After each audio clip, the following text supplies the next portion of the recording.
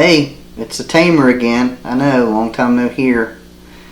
Hasbro, courtesy of Hunter PR, was nice enough to send me the San Diego Comic-Con 2015 exclusive First Order Stormtrooper, so I thought I would use the excuse to do an action figure review. Imagine that. I'm going to open something up. Yes, I do open things up. We'll take a look at this and talk a little about some other San Diego Comic-Con things for Imperial Shipyards. So let's take a look at the packaging real quick. Has a pretty neat box. It was neat to see the white box for the Black Series. Thought that was pretty cool. I guess that's the new symbol for the First Order. I guess the new version of the Empire. One thing that was pretty cool was the back, which was cut out and looks to me like the panels I remember for some of the walls in the Death Star. Pretty cool. Includes figure to accessories and booklet to accessories. Turned out to be kind of like a modified E11 and modified Biker Scout pistol. And it gives you a little bit of explanation on the side. It's kind of like the evolution from the Shock Trooper to the First Order Stormtrooper.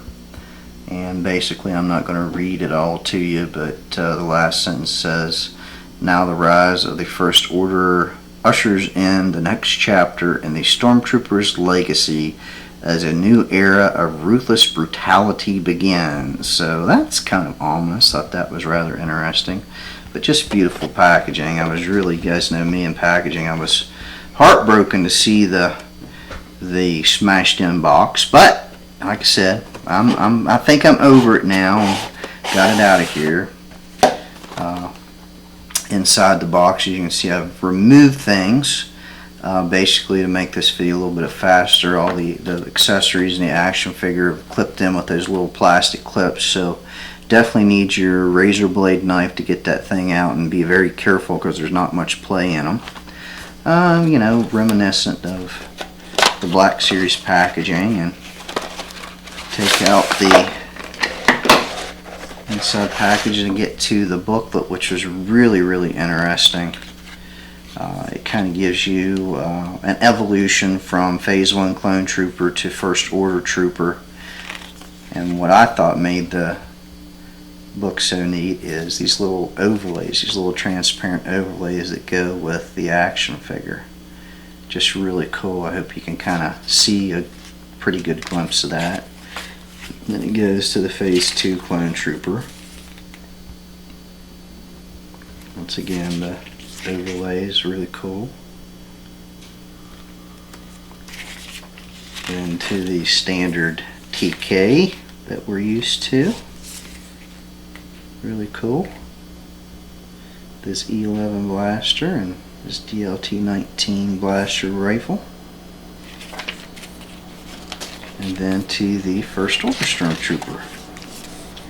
Just pretty cool. They don't give you any of the names for any of the weapons or the armor or anything that's on the armor, but you can definitely see this blaster looks like kind of a souped up version of the E11, and kind of the smaller blaster looks like a slightly, maybe a little bit larger version of the Biker Scout pistol. And of course there's the blaster rifle. I'm anxious to see that. Looks like it could dole out some heavy damage. So just a pretty cool little booklet to include with it.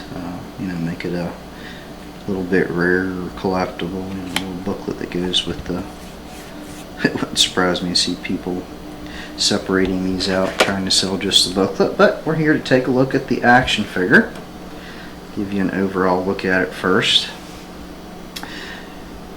The paint apps on it are absolutely awesome. I could see no flaws, I could see no bleed over, I could see no difference in one part of the plastic to the other. It's just really put together well. And definitely what most of us would call super articulated. We'll go through some of the movement here. You can see the head, the movement, and kind of like the standard. Of course, this is definitely not helmetless. You've got your standard shoulder movement. Now the only slight disappointment I had in this was the elbows, which were just single jointed instead of double jointed like I was used to before, but you're still going to be able to get a good wide range of motion even with just the single one. Of course, the swivel wrists, the grippy hands seem to grip both the weapons rather well. Of course, we have movement here in the hips, pretty wide range, and I thought it was pretty cool to see it even moves, even movement here. And now here's the movement when I was talking about. The knees are double jointed. We have movement here, movement below them, which is pretty nice. That'll be able to help you pose his legs a lot better. And then of course, the standard movement we have in the ankle, and that moves pretty good. So, movement up and down, and then side to side, which would make it pretty good for action poses. So, definitely what we would call a super articulated figure. As you can see, smaller weapons here is one of the accessories that comes with it. Kind of reminds me of a souped up biker scout pistol. And then we have the E11 blaster, which I'll take off of it for a second just to show you, because I thought it was done really well. I mean, I was thinking, white and black blaster when I saw that on the Hasbro promotional photos. I'm like, man, how are they going to get the paint apps decent on that? But they really have. It is really a clean blaster. Really is growing on me. I didn't think I'd like a white and black blaster, but I just really do like the contrast. And it's got a little peg on the side here, which fits into the side of his leg. And I've had that thing on and off quite a few times now, but it really fits securely. And like you said, you're just not going to knock that off, which I thought was just a really neat move on Hasbro's count. I'm assuming that's the same way they'll carry them in the movies. Used to the holsters that they have in the standard TK outfits, but in the back you can see the ammo pouches and the dirt and detonator, and that's all secured, and the back armor. And it's just really clean action figure. It's really cool.